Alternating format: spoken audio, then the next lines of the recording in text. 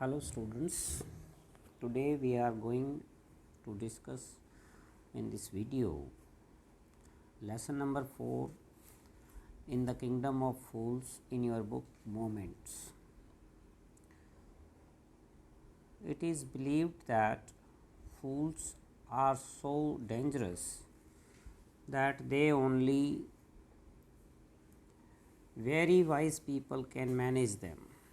ऐसा माना जाता है कि मूर्ख लोग इतने खतरनाक होते हैं कि उन्हें केवल बुद्धिमान लोग ही नियंत्रित कर सकते हैं. Who are the fools in this story? इस कहानी में मूर्ख कौन हैं? What happens to them? और उनके साथ क्या होता है? In the kingdom of fools both the king and the minister were idiots. In the kingdom of fools, मूर्खों के राज्य में राजा और मंत्री दोनों ही मूर्ख थे. They didn't want to run things like other kings, so they decided to change night into day and day into night. वे अन्य राजाओं की तरह राजकाज नहीं करना चाहते थे, इसलिए उन्होंने रात को दिन में और दिन को रात में बदलने का फैसला किया. They ordered that everyone should be awake at night, till their fields and run their businesses only after dark, and go to bed as soon as the sun came up. उन्होंने आदेश दिया कि प्रत्येक व्यक्ति को रात को जागना है और अपने खेतों को जोतना है. टिल का मतलब होता है टू कल्टीवेट, जोतना, और अपने बिजनेस को करना है या व्यापार को करना है ओनली आफ्टर डार्क, अंधेरा होने के बाद. And go to bed as soon as the sun came up, और जैसे ही सूर्य उदय हो वैसे ही सोने चले जाना है. यानी कि रात को काम, अंधेरा होने के बाद कार्य करना है और जैसे ही सूर्य उदय होता है वैसे ही उन्हें सोना है. Anyone who disobeyed would be punished with death. कोई भी व्यक्ति जो इसका उल्लंघन करेगा उसे मौत की सज़ा दी जाएगी. The people did as they were told for fear of death. लोगों ने वैसा ही किया क्योंकि उन्हें मौत का डर दिखाया गया था. The king and the minister were delighted at the success of their project. राजा और मंत्री दोनों ही अपनी योजना के सफल होने पर बहुत खुश थे. One day a guru and his disciple arrived in the city. एक दिन एक गुरु और उसका शिष्य उस राज्य में पहुँचे. It was a beautiful city. It was broad daylight, but there was no one about. यह एक सुंदर शहर था. धूप खिली हुई थी लेकिन कोई भी व्यक्ति दिखाई नहीं दे रहा था. Everyone was asleep. हर व्यक्ति सोया हुआ था. Not a mouse stirring. एक चूहा भी नहीं हिल रहा था. Even the cattle had been taught to sleep by day. यहाँ तक कि पशुओं को भी दिन में सोने के लिए सिखा दिया गया था. The two strangers were amazed by what they saw around them and wandered around town till evening, when suddenly the whole town woke up and went about its nightly business. दोनों अजनबी बड़े हैरान थे जो उन्होंने वहाँ देखा, और वो शाम तक शहर में घूमते रहे. तभी अचानक पूरा शहर जाग गया और अपने अपने कार्य में लग गया। The two man were hangry, दोनों व्यक्ति बहुत भूखे थे। Now that the shops were open, चूँकि अब शाम हो गई थी, अंधेरा होने वाला था, तो दुकानें खुल गई थी। They went to buy some groceries, तो वे दोनों दुकानों पर खाने का सामान खरीदने के लिए गए। To their astonishment they found that everything cost the same, a single डड्डू, whether they bought a measure of rice और a bunch of bananas, it cost a डड्डू। उन्हें बड़ी हैरानी हुई। उन्होंने देखा कि प्रत्येक वस्तु की जो कीमत थी वो सेम थी, एक डड्डू यानी कि 1 रुपया। चाहे वे 1 किलो चावल खरीदें या 1 केलों का गुच्छा खरीदें, सबकी कीमत 1 डड्डू थी या 1 रुपया थी। The guru and his disciple were delighted, गुरु और उसका शिष्य बड़े खुश थे। Delighted means happy. They had never heard of anything like this, उन्होंने कभी ऐसा पहले कभी नहीं सुना था। They could buy all the food they wanted for a rupee, क्योंकि वो सारा भोजन जो उन्हें चाहिए था वो केवल 1 रुपये में खरीद सकते थे।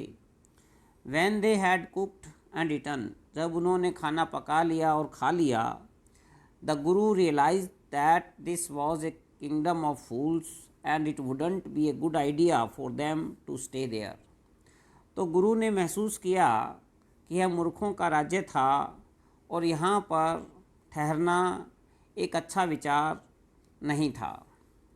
This is no place for us, यह स्थान हमारे लिए नहीं है। लेट अस गो, आओ चलें। He said to his disciple, उसने अपने शिष्य से कहा। But the disciple didn't want to leave the place, लेकिन शिष्य जो है उस स्थान को छोड़कर नहीं जाना चाहता था। एवरीथिंग वाज चीप हियर, हर चीज़ यहाँ पर सस्ती थी। All he wanted was good cheap food, जो वह चाहता था यानी कि सस्ता भोजन, वो वहाँ उसे मिल जाता था। The guru said they are all fools, गुरु ने कहा कि ये सभी मूर्ख हैं। This won't last very long, ये बहुत लंबे समय तक नहीं चलेगा। And you can't tell what they will do to you next, और तुम यह बता नहीं सकते कि वो आगे तुम्हारे साथ क्या करने वाले हैं। But the disciple wouldn't listen to the guru's wisdom, लेकिन शिष्य ने गुरु की बात नहीं मानी। ही वांटेड टू स्टे, वे वहीं पर ठहरना चाहता था। The guru finally gave up and said, अंत में गुरु ने उसको वहाँ छोड़ दिया और कहा, डू व्हाट यू वांट, वैसा ही करो जैसा तुम चाहते हो। आई एम गोइंग, मैं जा रहा हूँ। एंड लेफ्ट, और चला गया। The disciple stayed on ate his fill every day, bananas and ghee and rice and wheat, and grew fat like a street side sacred bull.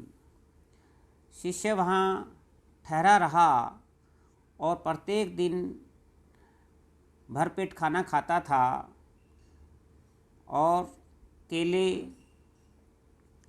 घी, चावल, गेहूँ, ये सब चीज़ें खा खा करके वह एक आवारा सांड की तरह मोटा हो गया था। One bright day a thief broke into A rich merchants house, एक दिन धूप खिली हुई थी, एक चोर एक अमीर व्यापारी के घर में घुस गया। He had made a hole in the wall and sneaked in. And as he was carrying out his loot, the wall of the old house collapsed on his head and killed him on the spot.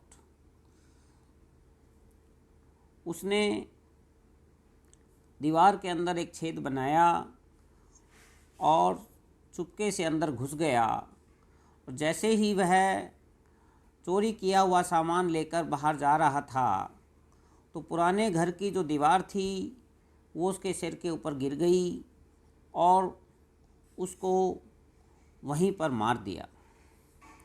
His brother ran to the king and complained.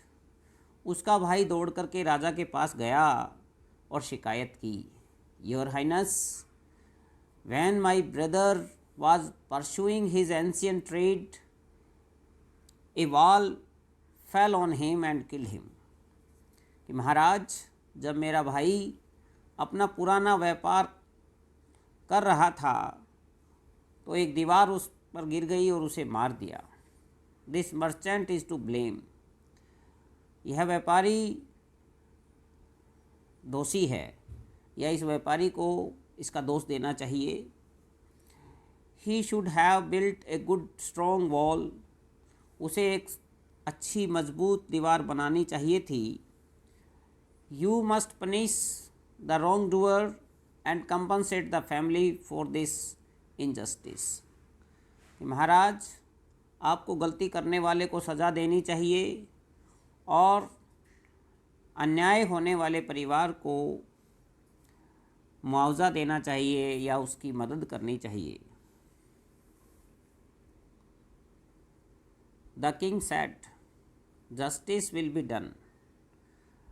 राजा ने कहा, न्याय किया जाएगा. Don't worry, परेशान मत हो. And at was summoned the owner of the house. और तुरंत मकान के मालिक को बुलाया गया.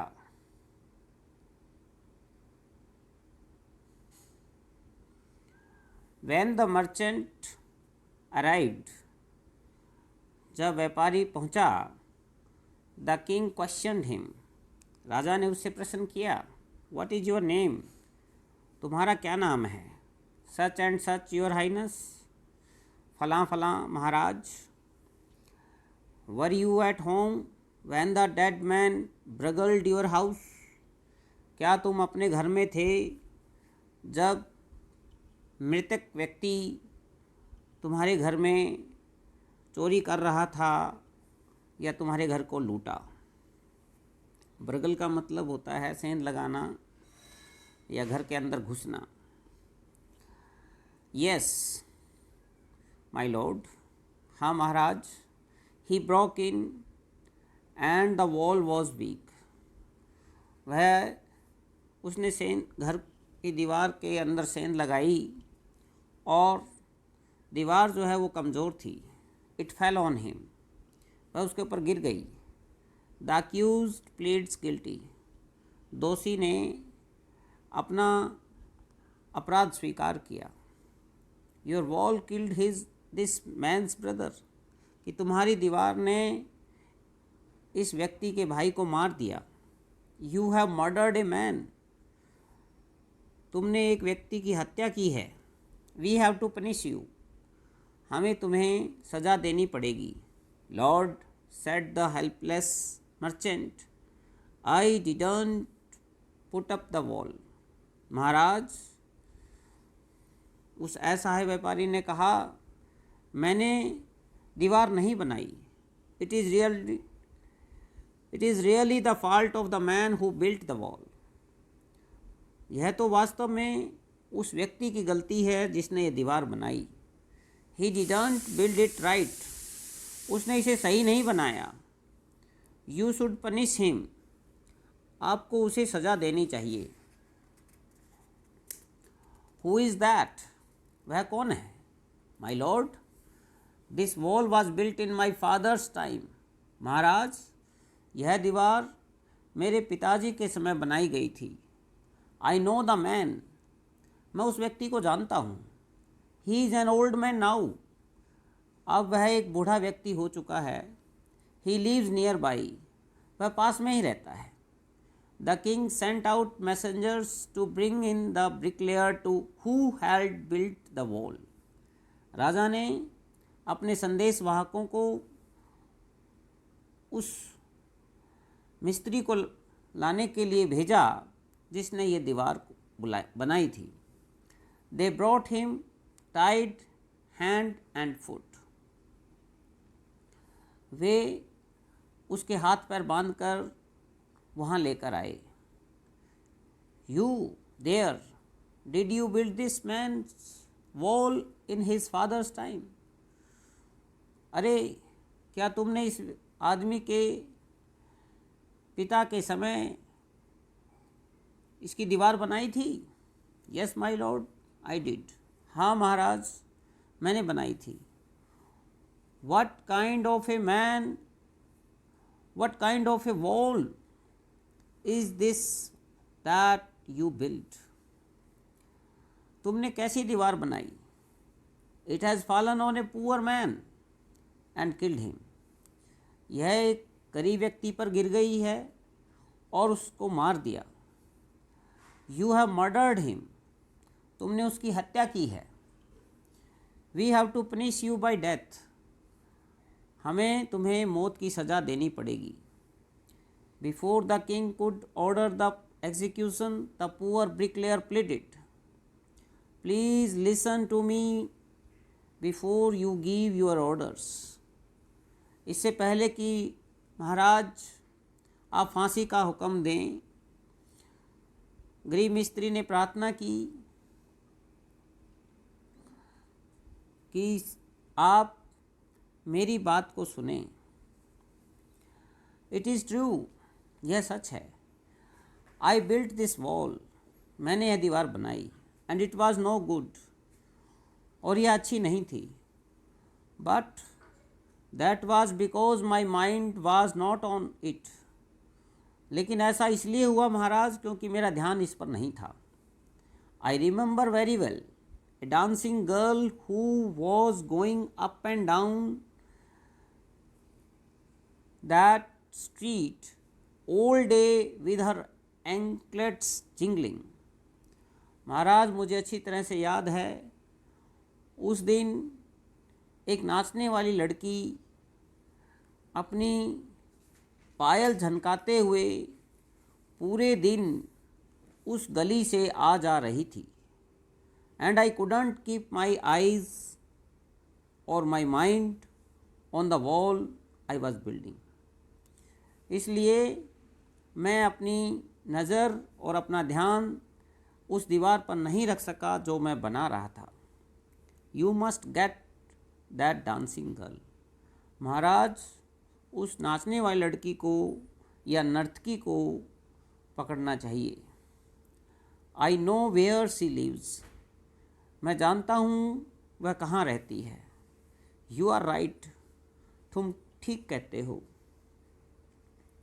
The case deepens,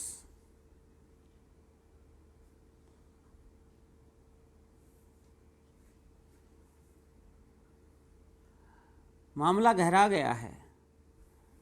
we must look into it, हमें इस पर ध्यान देना चाहिए।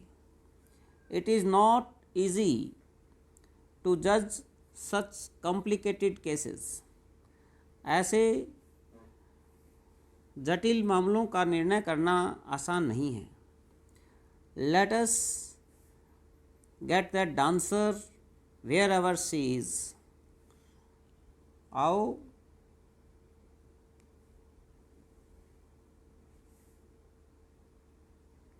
उस नर्तकी को यहाँ पर लाया जाए, वह जहाँ पर भी है।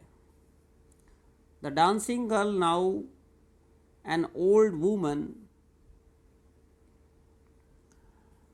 केम ट्रेम्बलिंग टू द कोर्ट, वह नर्तकी जो कि अब एक बूढ़ी महिला बन चुकी थी, कांपते हुए दरबार में आई। Did you walk up and down that street many years ago while this poor man was building a wall. क्या तुम कुछ वर्षों पहले उस गली में आ जा रही थी जब यह गरीब आदमी एक दीवार बना रहा था? Did you see him? क्या तुमने उसे देखा था? Yes, my lord, I remember it very well. हाँ महाराज, मुझे अच्छे से याद है. So you did walk up and down with your anklets jingling. अच्छा, तो तुम अपनी पायल को झनकाते हुए वहाँ से आई और गई थी. You were young and you distracted him, so he built a bad wall. तुम उस समय जवान थी और तुमने उसका ध्यान भंग किया, इसलिए उसने एक खराब दीवार बनाई.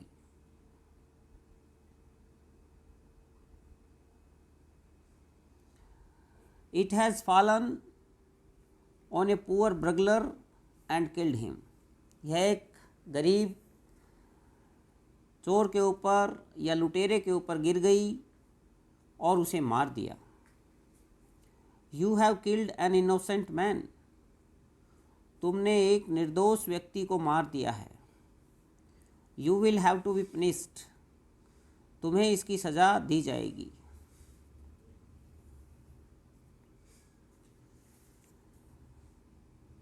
She thought for a minute and said. उसने एक मिनट के लिए सोचा और कहा, My lord, wait. Maharaj ठहरिए. I know now why I was walking up and down that street. मुझे याद है कि मैं उस गली में से क्यों आ जा रही थी. I had given some gold to the goldsmith to make some jewelry for me.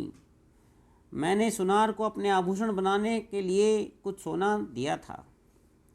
He was a lazy scoundrel. वह एक आलसी और एक दुष्ट व्यक्ति था. He made so many excuses, said he would give it now and he would give it then and so on all day. उसने इतने बहाने बनाए और कहा कि वह इसे अब देगा और तब देगा और पूरा दिन इसी प्रकार कहता रहा. He made me walk up and down to his house a dozen times. उसने दर्जनों बार मुझे अपने घर के चक्कर लगाने को मजबूर कर दिया. That was when this bricklayer saw me. उसी समय इस मिस्त्री ने मुझे देखा था. It is not my fault, my lord.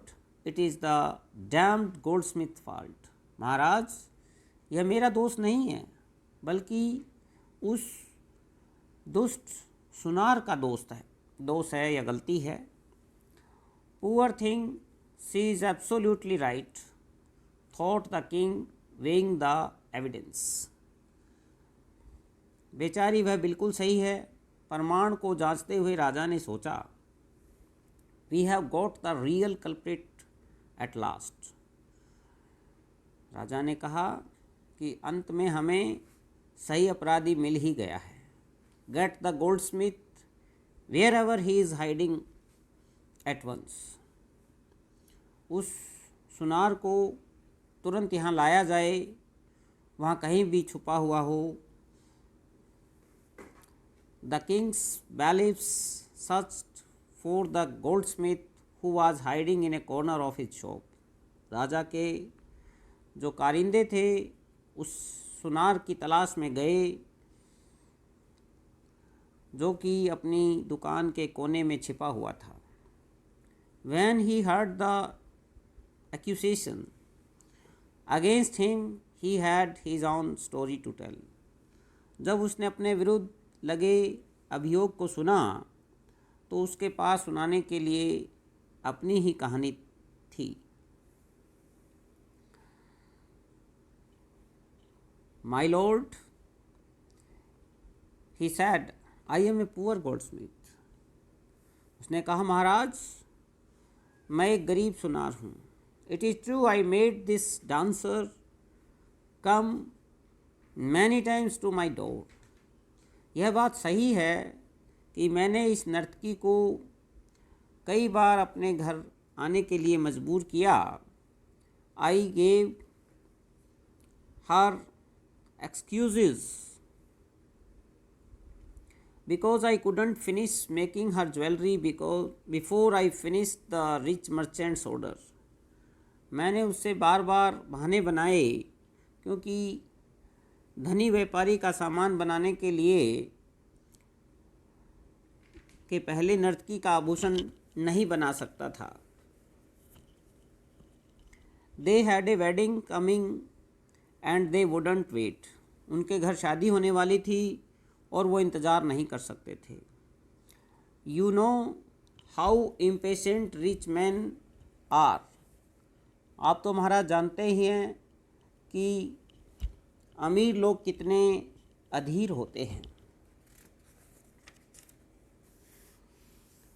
Who is this rich merchant who kept you from finishing this poor woman's jewellery, made her walk up and down, which distracted this bricklayer, which made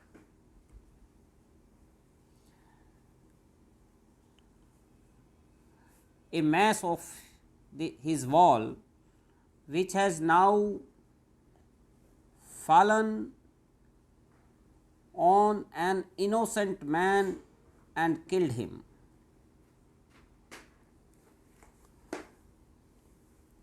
यह धनी व्यापारी कौन है जिसने इस बेचारी महिला के आभूषण बनाने में खलल डाला और उसको गली में आने जाने पर मजबूर किया और इस मिस्त्री का ध्यान भंग कर दिया जिसने उस दीवार में गड़बड़ी पैदा कर दी या उस दीवार को ख़राब कर दिया जो कि उस बेचारे आदमी के पे गिर गई और वह मर गया।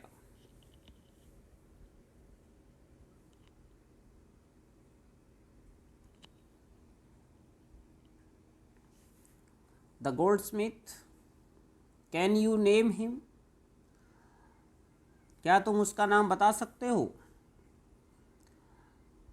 The goldsmith named the merchant and he was none other than the original owner of the house whose wall had fallen. सुनार ने व्यापारी का नाम लिया और वह कोई दूसरा व्यक्ति नहीं था बल्कि उस घर का वास्तविक मालिक था जिसकी दीवार गिर गई थी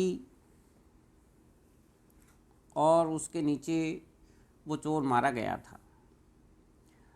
Now justice had come full circle, thought the king back to the merchant. अब न्याय घूम फिर कर उस व्यापारी पर ही आ गया था, राजा ने सोचा। When he was rudely summoned back to the court, he arrived crying, "It wasn't me but my father who ordered the jewelry."